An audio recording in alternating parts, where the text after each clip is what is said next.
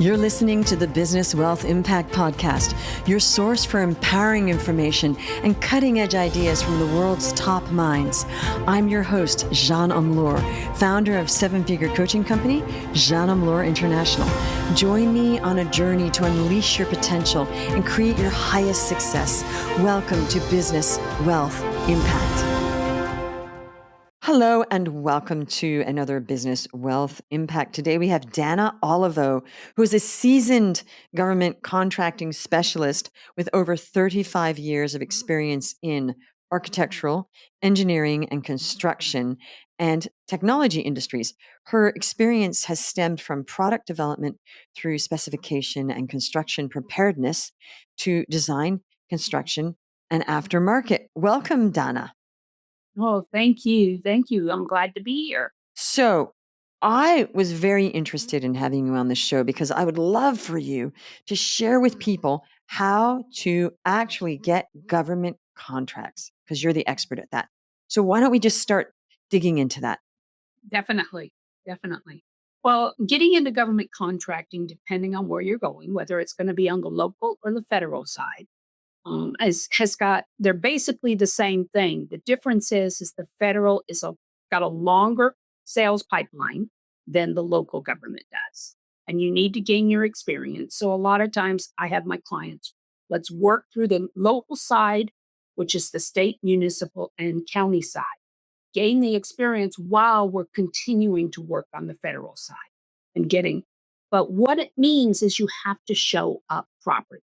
You have to understand if you're going after these contracts, the insurance that has to be in place, what bonding capacities, everything needs to be in place so that you can actually service these requests that are coming out. Okay, great. So let's talk about that. You were talking before about the GSA. Please explain what the GSA is, why it's important, how do people get on there? Okay, well, let's back up a little bit here, okay? We all know about what's happening on the federal side of things, okay? GSA is the General Services Administration or whatever. What they do is they are like the clearinghouse for all the common products and services that the government uses across the board in all of the agencies. Whatever agency, if they need copy paper, if they need any products or anything that is general, they can purchase them in bulk, and things like that. That's also has to do with services. Well, the newest and latest presidential or executive order has said that they want everything that is common goods and services to go through the GSA. And the GSA, what that is, this agency is they actually will work to provide the services, find the services and the products for all the different agencies at the federal level. Well, all of these agencies have different requirements. And so that's going to be a lot of work on the GSA in order to service all of these requests that are going to come out. So where the not miscommunication, but the unclarified message or whatever in this is what is considered common goods. Okay. Common goods and services. Is that rocket parts? Is that high security, top secret systems and processes and things like that? Or are they going to stay with the different agencies and let them worry about that themselves as far as finding the actual providers for that? Okay, so things are changing. So right now, the GSA, the General Services Administration, it looks like a lot of things are going to be going straight through there, correct? A lot of it is going to be going straight through there. The GSA is not easy to get into. They do have a process that you have to go through.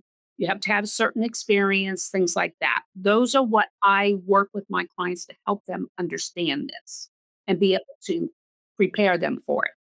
And then at the same time, what the GSA is they call it the GSA schedule. You have a price list that you need to provide them, which is a standard price list.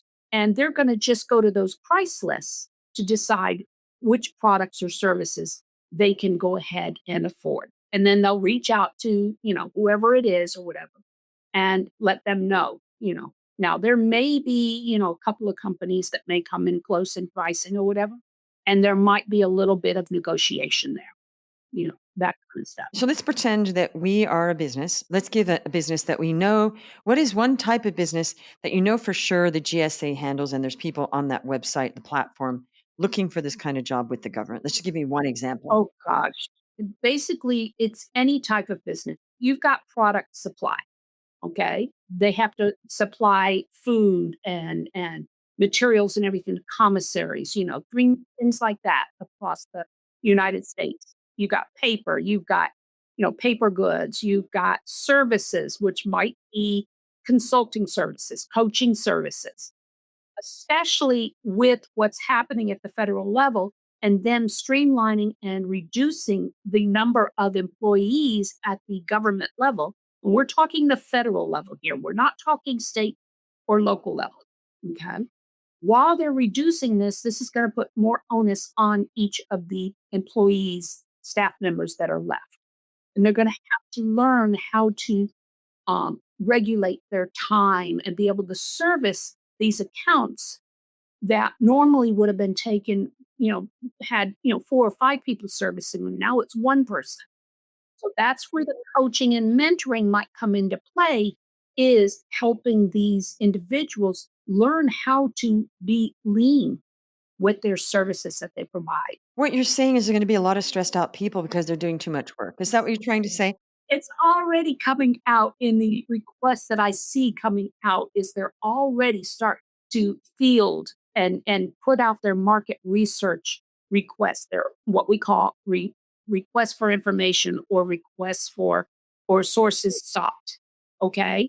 Because they're trying to get ahead of what's happening and put this stuff in place. Okay, so you're saying that they're overworked now because they've cut back, basically. Right.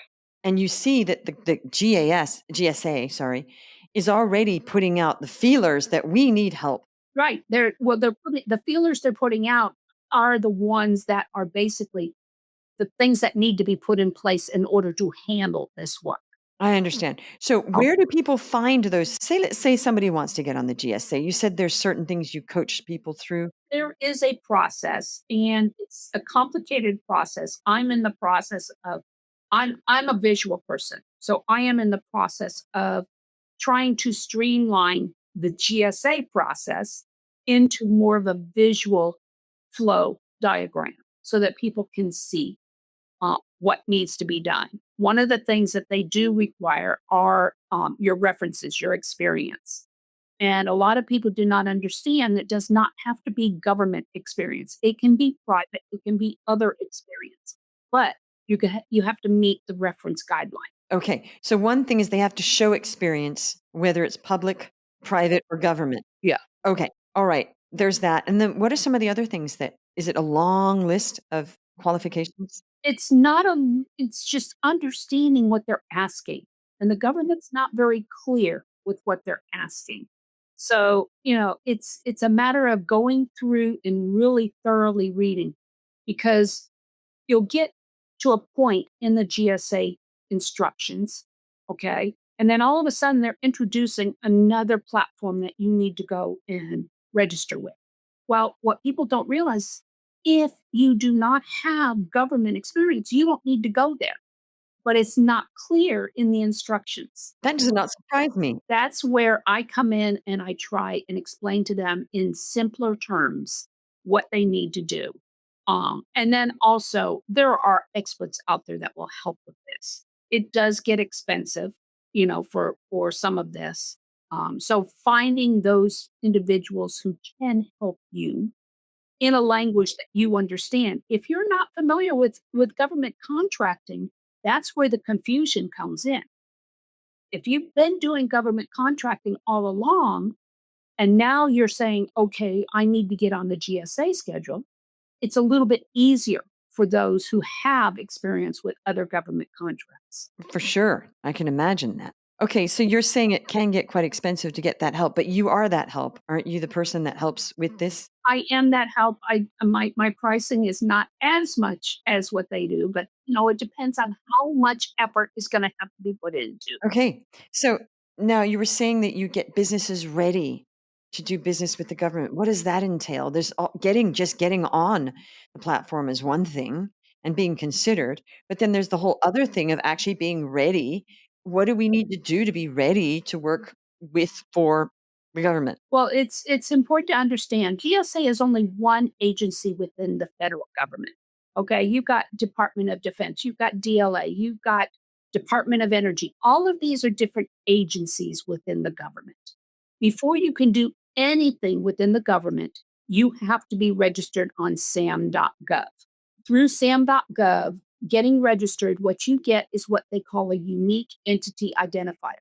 It's like the social security number of your business within the, and then you also get what's called a cage code, which basically automatically identifies the industry that you focus on. So those are the first two numbers that you will need to get in order to do business within the federal government. Then you're dealing with what they call NAICE codes, NAISC, I think it is, or CS. I always get that confused. What those numbers are is they identify what products and services you offer. Mhm.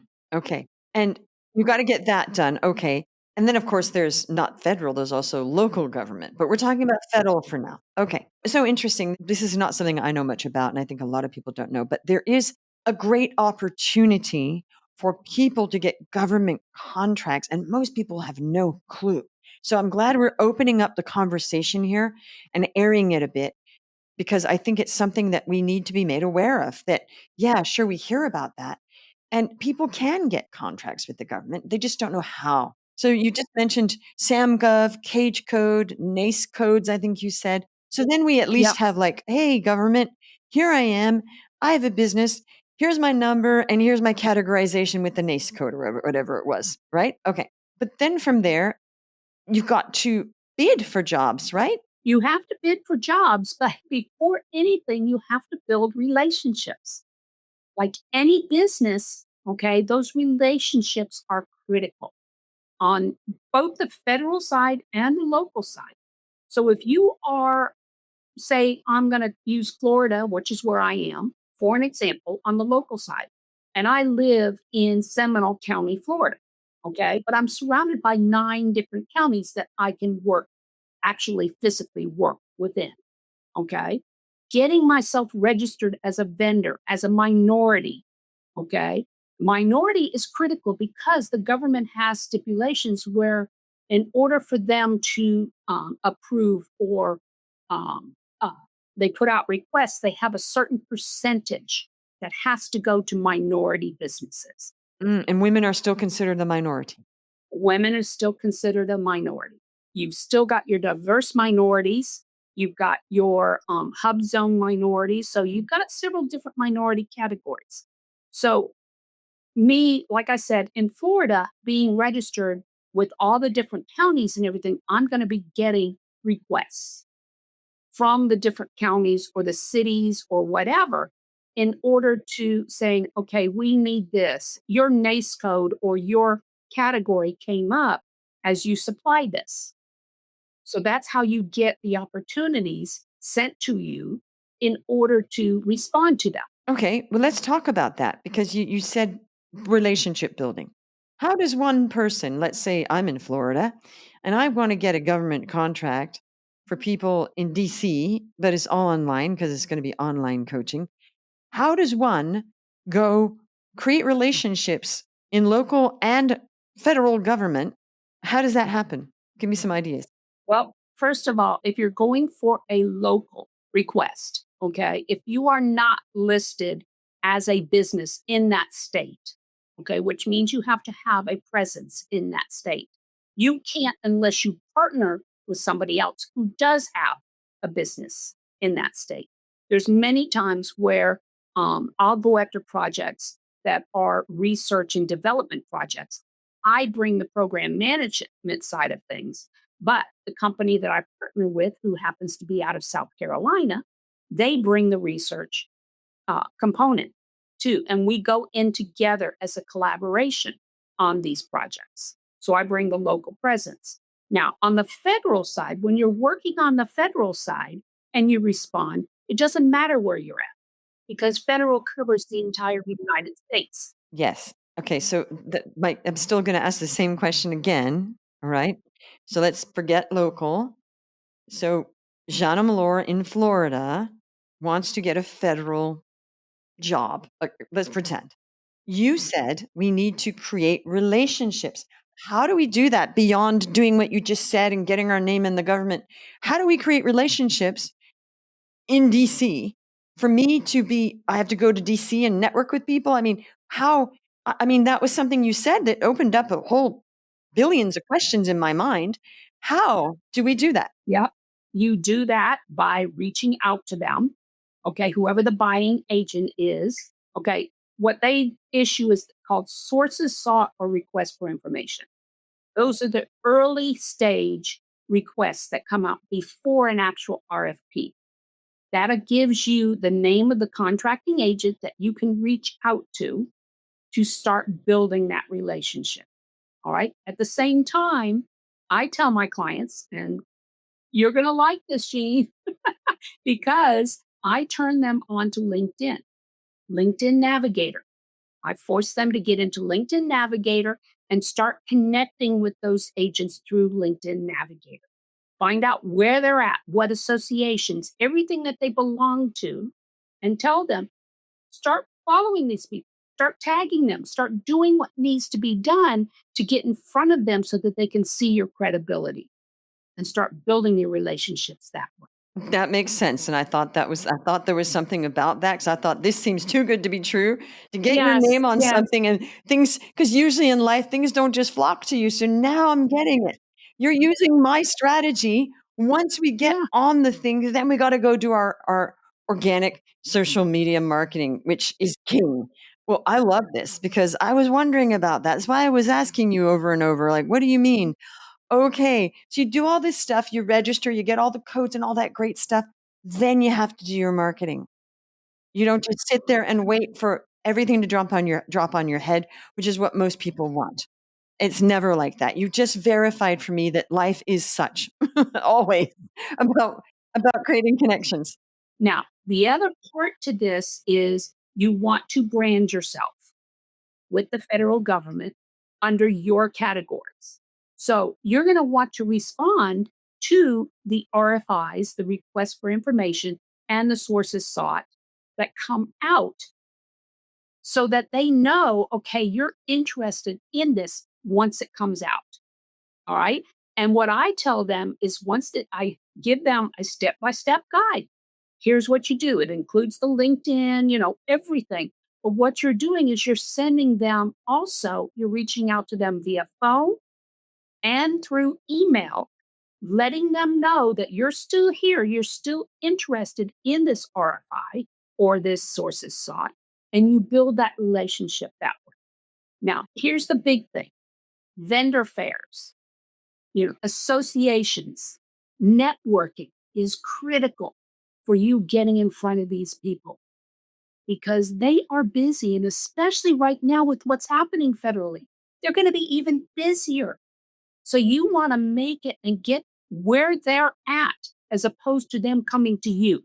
I totally get it. This is exactly what happened in my acting career and as a coach. Yeah. So I'm getting it completely. You are basically people still have to market themselves and have to put themselves forward. And it's like trying to get a job, any other type of job, except it's a government contract.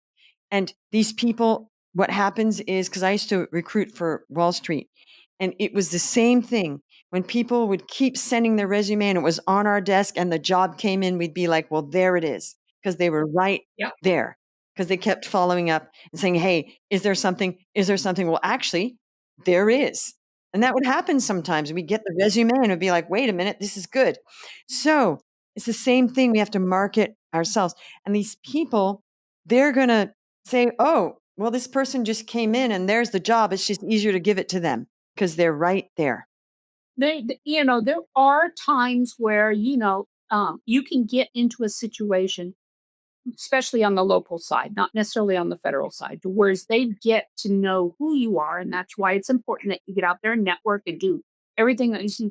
They know who you are, and they don't even have to go out for bid because they have what's called a P card. Okay. It's like a government credit card. And they can turn around and they say, okay, you can do this. Here's what I'm looking at. Are you interested in doing this? They'll give it to you.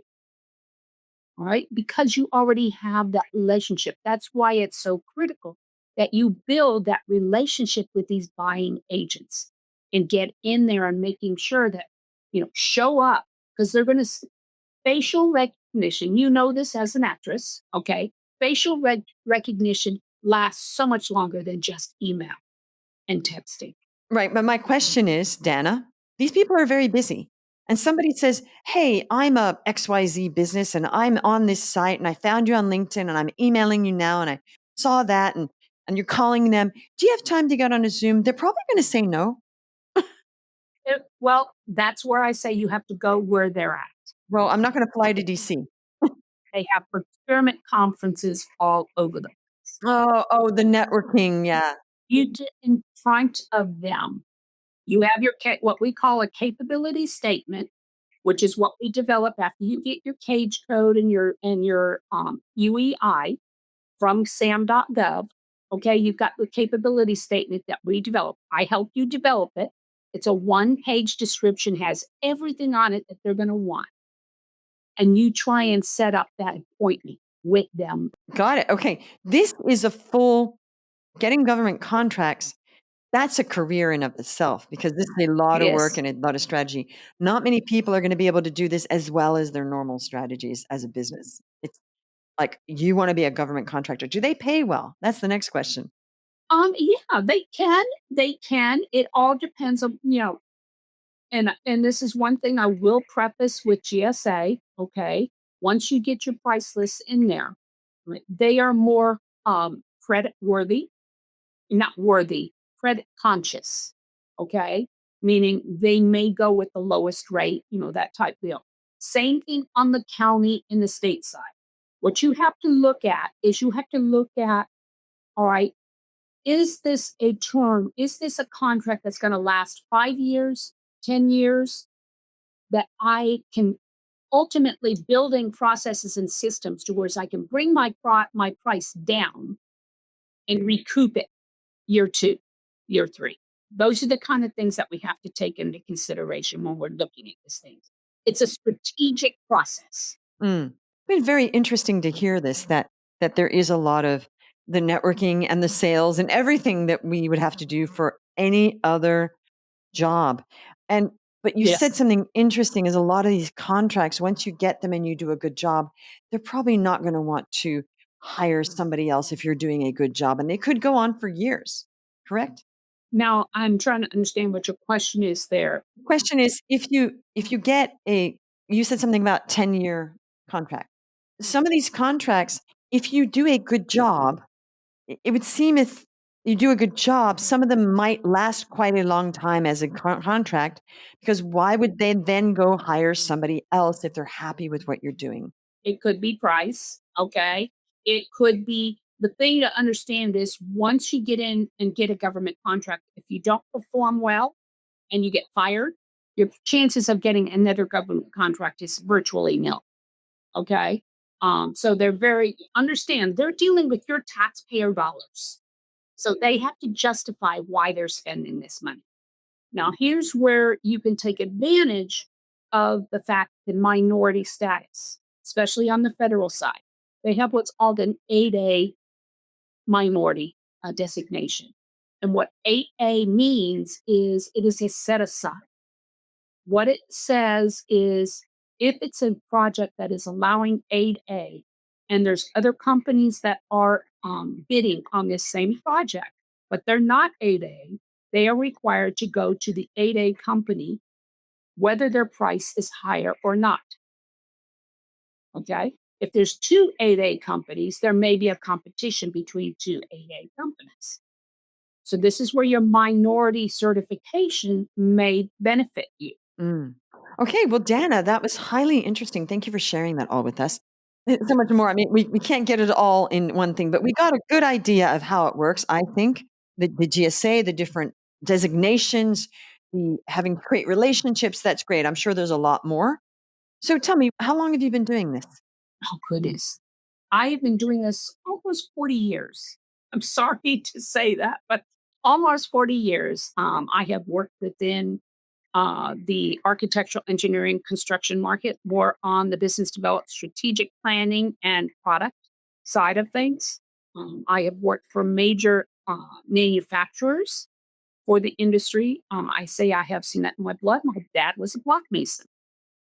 So I've grown up in this industry, but my experience mostly comes from the business development and marketing side of things. In fact, when I was laid off in 2009 during the recession, because of the experience I had, I went into Brazil because Brazil was the only country coming out of the recession faster than any other country in the world.